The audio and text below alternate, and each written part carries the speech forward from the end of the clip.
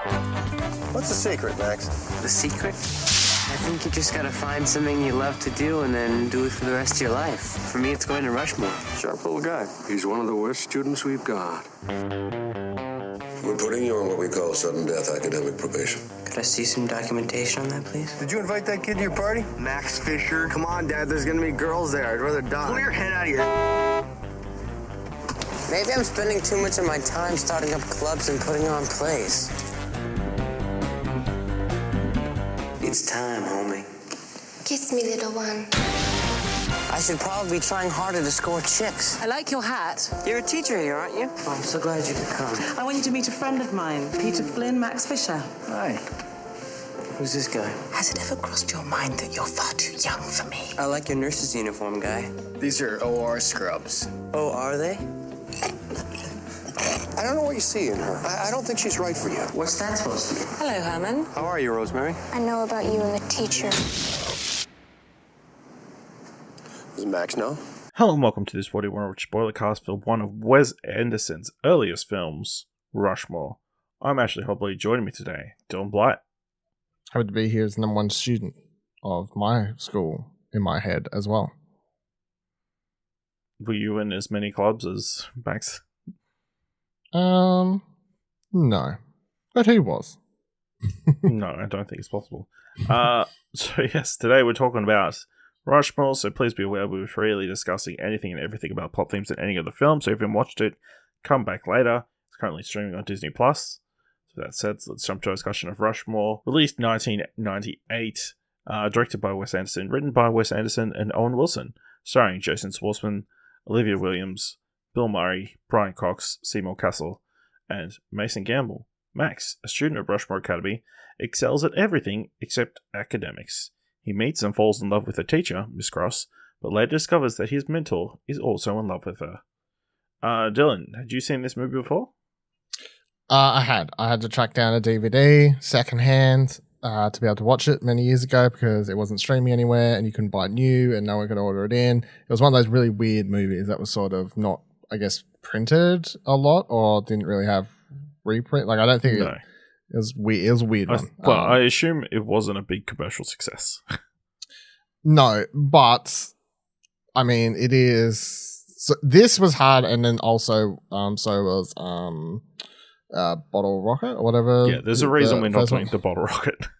Yeah, I don't know if that's streaming anywhere, but that one I lent off someone I worked with like 6-7 years ago. Was talking about movies once, and weirdly they're like, "Oh, I love Wes Anderson." I'm like, "Yeah, I've watched everything bar this one." He's like, "Oh, I own that." I'm like, Can I borrow it?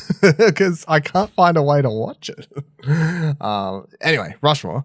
Yeah, so I've seen it before. I think it's very good. I think this is, even if it wasn't a commercial success, this is, I think, the film that most people, like film writers, talk about as probably the first film they watched that Wes Anderson did and was sort of like the sort of wake-up call for him. I guess it helps having Bill Murray as your co-star, like sort of lead on as part of the cast and everything.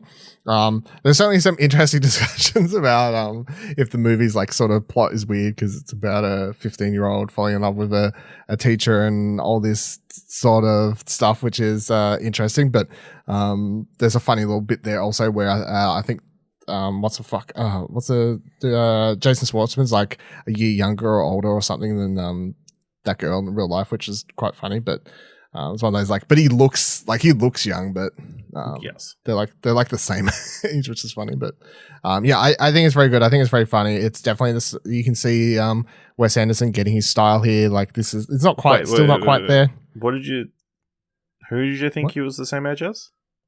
Isn't he like close to the same age as her? No, as Miss Cross?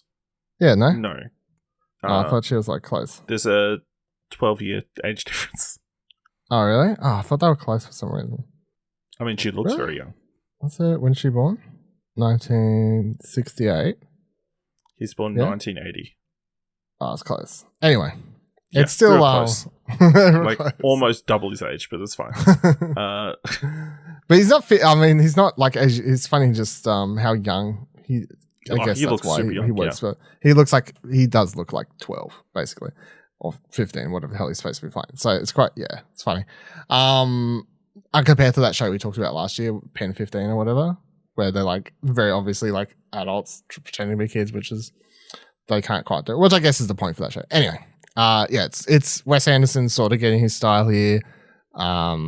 You can see that amongst this, like even Bottle Rocket isn't quite all the way there. It's like between these two films, you can see him sort of figuring out the way he sort of makes films and what his sort of comedy is and stuff like that. But yeah, I do enjoy it. Yeah, so this is my first time watching Rushmore. So having seen almost every other Wes Anderson film, I think I haven't seen Bottle Rocket and I haven't seen The Life Aquatic.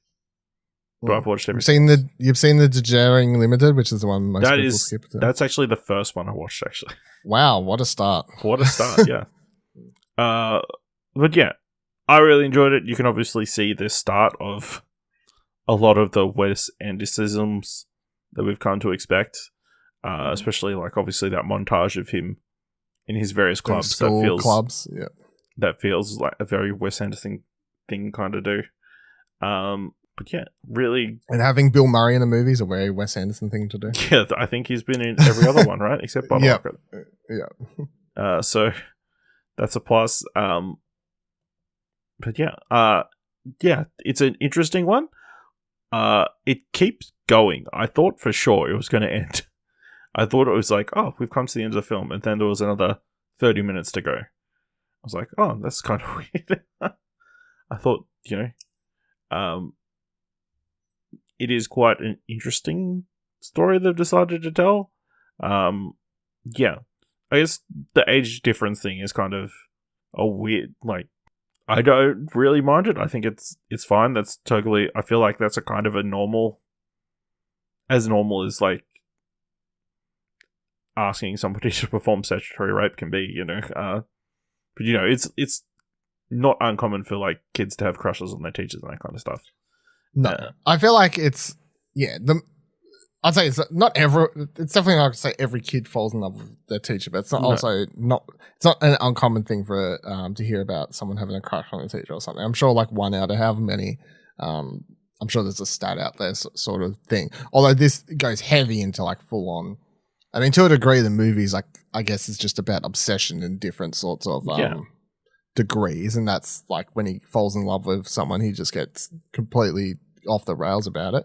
But I think the important thing is that it's the kid chasing the older woman, not the opposite way, because then at that point you are into the red zone. Yeah. I mean, yeah, it's kind of interesting because obviously we've got Licorice Pizza coming later this year.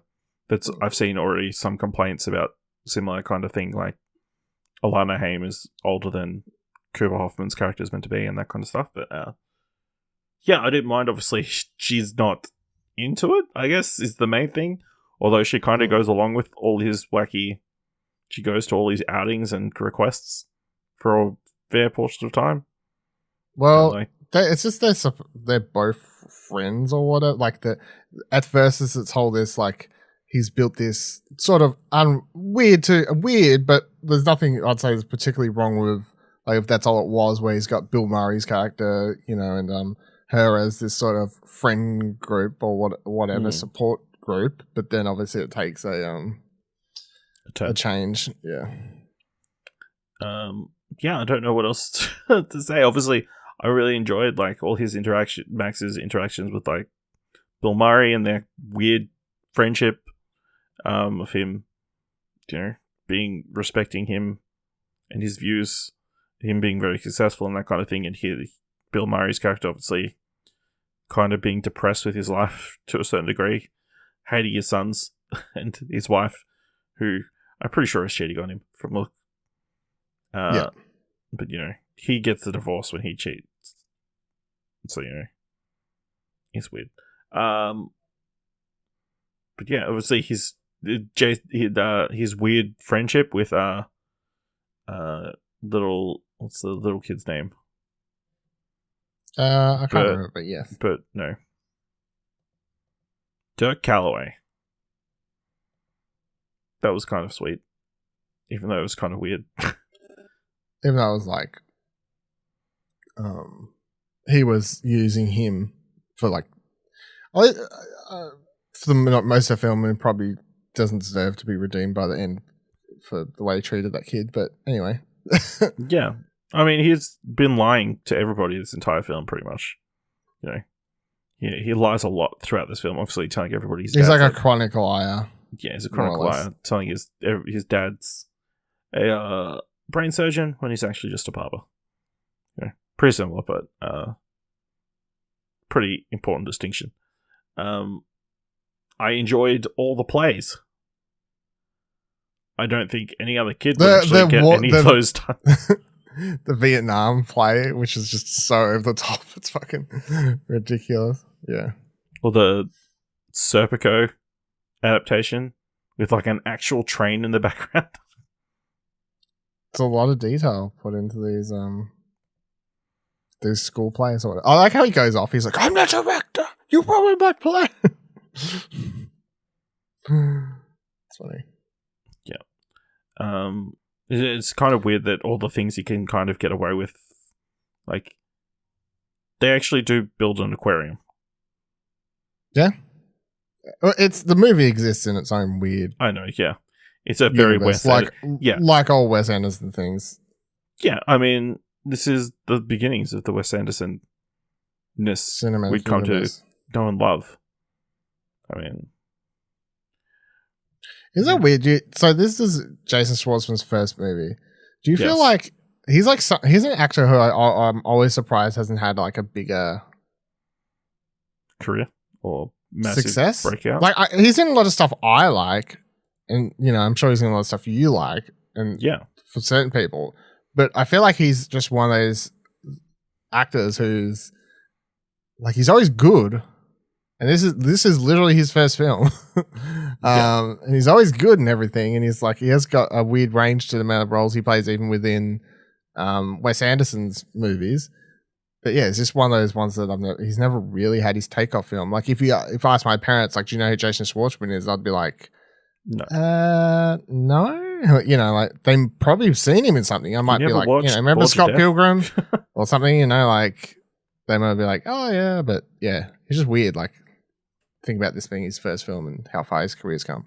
Like, I just hope that he thinks he's had a good career, but he just hasn't had that star breakout, I guess, which is something. No, I think he's pretty happy being in like where he is. You know, yeah, a lot of smaller roles and that kind of stuff. I don't think he's. I get a feeling he's not too concerned. I think he's obviously comes from that Coppola family lineage, so he'll always get a job if he needs one. But yeah, really, really good, really enjoyable. It's weird seeing Brian Cox much younger in this, especially seeing him in Succession at the moment. Yeah, in Succession, yeah. Obviously, seeing Bill Murray a lot younger. Younger, but not necessarily young. Even Olivia Williams, it's like weird seeing her so young as well. So, but yeah. Isn't that weird? Like the other thing I was thinking about watching this is like this comes from like there's like a weird period of I don't know. There's like a 10-year period around this time where like Wes Anderson starts his career, and then you also have stuff coming out like Napoleon Dynamite, where it was just like sort of this like weird off kilter indie teen movies. You know what I mean? Like it was sort of a genre around this period. Very small genre, but yeah. Yeah, but it was an indie. Like there were all these indie films they were doing, but they were unlike like the last generation who were doing indie films. You know, like Kevin Smith or whoever, or like John Hughes or whatever. Yeah, all that. You know, it's like the characters were a lot different. Like doing the teen characters in these films are all oddball weirdos. Yeah, oddball weirdos, and they. Like and the films were also always filled with lots of weird characters, and they were like made to a weird tempo that didn't really fit your typical movie. So it's just interesting. Like this is part of that. And the other funny thing is that none of them, I guess, are technically inspired by one another. Like you don't know, like Napoleon Dynamite comes out after this, but like, is there any inspiration between these films? But probably not. They're all like sort of being pitched around the same time. So it's just like a weird, interesting point of cinema where a bunch of directors and writers sort of subconsciously start this sort of type of movie that, you know, like I was watching a lot of these sorts of films in Napoleon Dynamite or whatever when I was, Napoleon Dynamite's what, like 5 years old, 5-6 years? Yeah, so. Yeah. I also love the escalation between Bill Murray and Jason Schwartzman when they're rivaling. The bees or something. The bees driving his car over his bike. Like, stealing his bike, taking it to the car park, running it over, and then taking it back. And of course, culminating in Ian cutting his brake lines. Yeah. Something that will definitely get you expelled. I like how the movie also doesn't play into this whole thing where, you know, the very cartoonish Bill Murray, like, becomes the bad guy, and that's the movie at that point. Like, the movie ends with Max sort of, like, winning over his now enemy or something like that. The fact that by the end they make up and they're friends again and whatever else, and you have that really, I think one of, like, I guess the center heart piece of the movie, even though it's like a very small moment and the film definitely doesn't like add a lot of gravitas to it or anything. It's simply just when Max brings him to Bill Murray's character, whose name I can't remember, brings him to meet Mr. Bloom, I think. Yeah. Brings Mr. Bloom, brings him to meet his dad. And, you know, it's like, here's my dad, not the surgeon.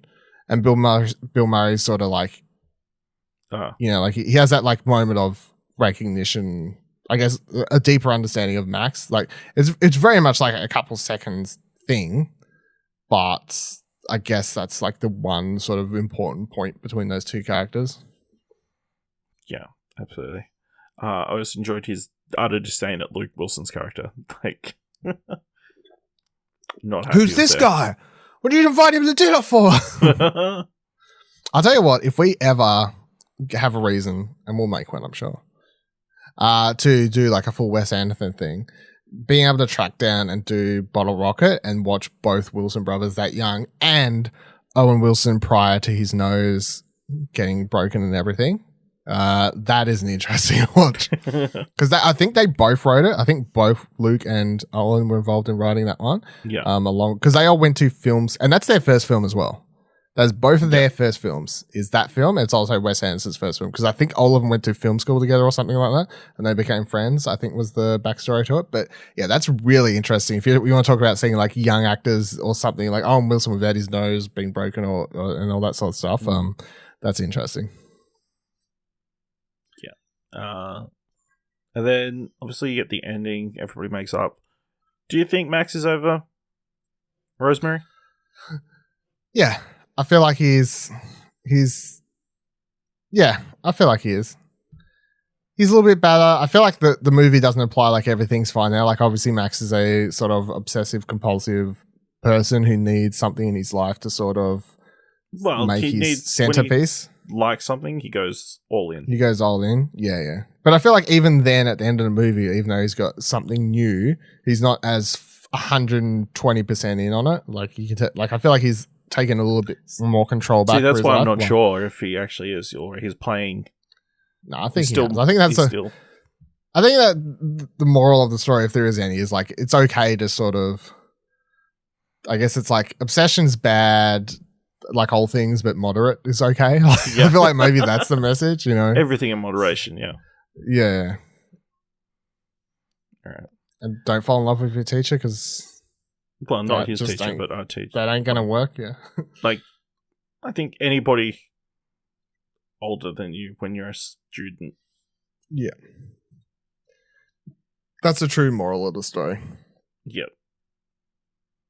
Let us know if that's the moral you took out of it, or you've got a different moral that you learned from Rushmore by going to explosionhour.com/Twitter, or jump to a Discord at explosionhour.com/Discord. If you want to help us out here at What Do You Want to Watch, leave us a review on Apple Podcasts or on Podchaser, or tell people about the show. And if you like this episode, thought it was worth $1, head on over to a Ko-fi page at explosionhour.com/support. Thank you very much for listening, and until next time, keep watching stuff, I guess. You'll find a pair of safety glasses and some earplugs underneath your seats. Please feel free to use them.